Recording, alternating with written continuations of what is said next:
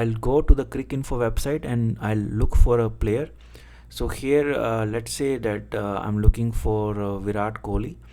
So I will find his profile, and this is the profile. And in this profile, I'll go down, and I'll go to the test matches, and here I can find his test match list. So in this test match list, I can see all the scores he has made since he started his career. For this data, for this analysis, I'm gonna use all of the data, but it's up to you if you want to just use past 3 years of data, because maybe you think that his performance is much better now, and that is the better representation of it. So I'll go to the Excel and I will paste this data in Excel.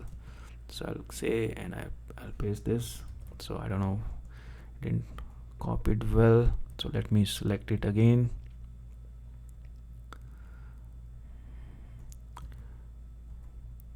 And I'll go back and I'll paste this data. So this is how the data looks like. I don't need all these numbers, so I'll get rid of this. If you want, you can segregate the data for different countries. You can either choose just West Indies or maybe just Australia. Now I have two set of columns, so I'll just copy cut this column, and I will paste it under the other column so that all of them are in the same column.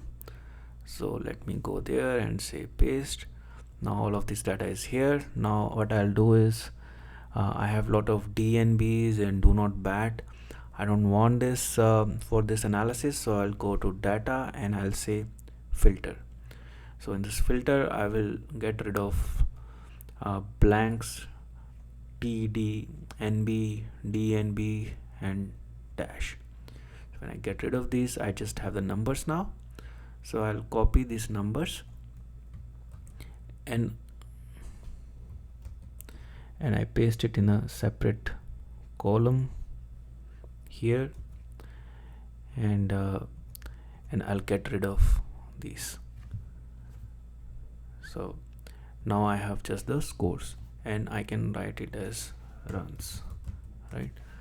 And now in this runs, if you see, I have sometimes I have note out which is marked with a star. I don't want this star, so what I'll say is I'll go to text to column, say delimit, and I'll use a star as a delimiter, which will get rid of stars for me. So now I have runs, and then I will count the number of innings. So let's say I have 1, 2, and I'll select all these innings. So the total innings are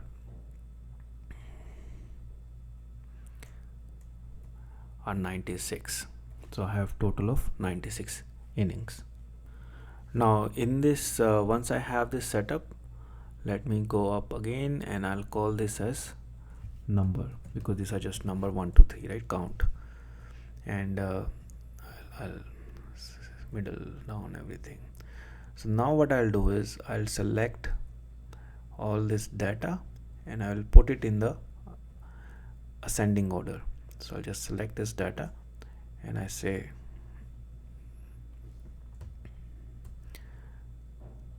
data and sort A to Z. So when I do this, what I'll see is that he has made a lot of zeros and then a lot of ones and then threes and fours, right? So what I will do is now I'll get a probability. So the probability will be given by, I'll take the number and divide it by total of 96, because I have 96 counts.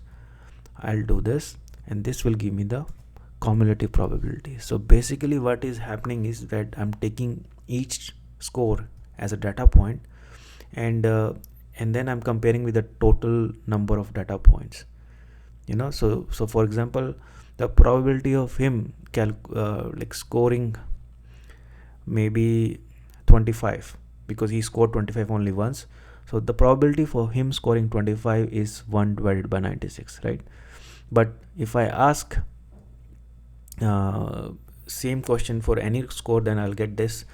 But if I'm talking about what is the probability that he will score less than 100, so what I have to do is I'll go to the 100 and see the probability is 83%. So he will score less than 100 with the probability of 83. So let me draw the graph first and see, it will make more sense. So I'll say is insert and graph, and I'll say select data, move, remove, add. So in the x-axis I will put the runs, and this will go until 97, and in the y-axis I will put the probability, and this will also go until 97. I'll say okay. So something went wrong. I'll say select data again, edit. This one didn't go to 97. Okay, so this is what the probability distribution will look like. So if I label this, so I'll say design, add axis, primary and horizontal. So this one is probability and this one is runs, and this is what the probability distribution will look like. So how do I read this? Again, if I have to calculate what is the probability that he will score more than 50, so if you click here, look at here, it says 68.75. so the probability that he will score less than 50 is 68.75, and the probability that he will score more than 50 is 1 minus 0.685. that will give me 30.125. so 31.25 is the probability that it will go more than 50. Now how will I make it more useful? So what I'll do is I'll say high score, and this is the low score, right? So let's say high score is 100 and low score, as the format change, let me change the format cells and make it journal. Now the low score is suppose 50, so I want to calculate what is the probability between these, right? So I'll look for the probability of 100 first. I'll say v lookup, and basically I will look 100 in these two columns. So when I use VLOOKUP, it automatically looks in the first column for 100, right? And then I have to say I want the value in the second column because I want the probability, and I want approximate match because he may not have exactly score 100. So I'll say approximate match, and that will be given by true. Say enter. So that gives me 83, and I'll multiply this with 100. So if I multiply this with 100, it gives me 83.3%. so I'll call this as percent, and I'll again click on this, and I'll just put a $ here, so that if I move this formula, then this formula will not change. And I'll copy this and I'll put it here.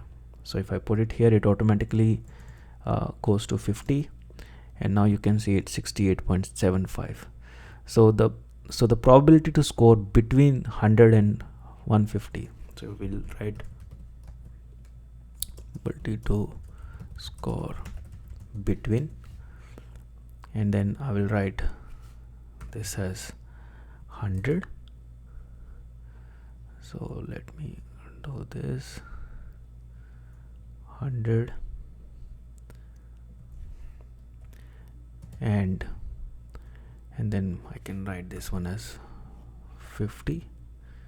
So the probability to score between 100 and 50 is equal to, move a little bit on this, is equal to this minus this, and I can put it as VS, because sometimes you can, if you switch the score by mistake, like instead of high score you put a lower score, and so I can get absolute, so this is not negative. So this is the percent.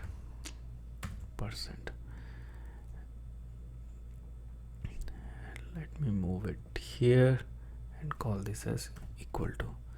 So now this is what it will be.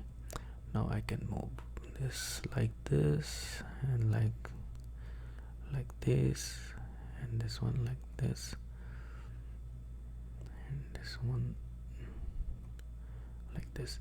So now all you have to do is play around with it. So for example, if I want to see what is the probability that he's gonna score more than 100, so high score I will put it as just like 500, because I know he didn't score anything more than 500, and I put low score as 100.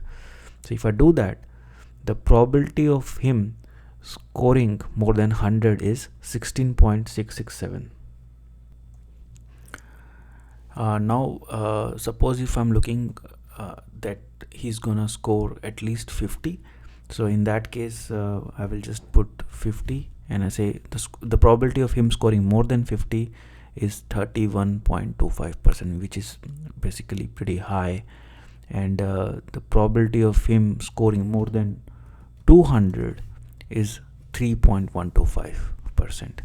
So this is how we can calculate the probabilities of a player making a particular score, and you can substitute this data with another player's runs, and this sheet should be able to give you the similar score.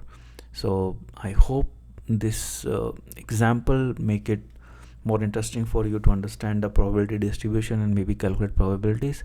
You don't need any kind of prior expertise in the math or probability to do this kind of analysis. If you just think about it, it's pretty straightforward. And if you have any comments, please don't forget to write your questions or any kind of comments, and please like the video and subscribe our channel. We have a lot of interesting videos like this on our channel. So I'll see you next time. Thank you.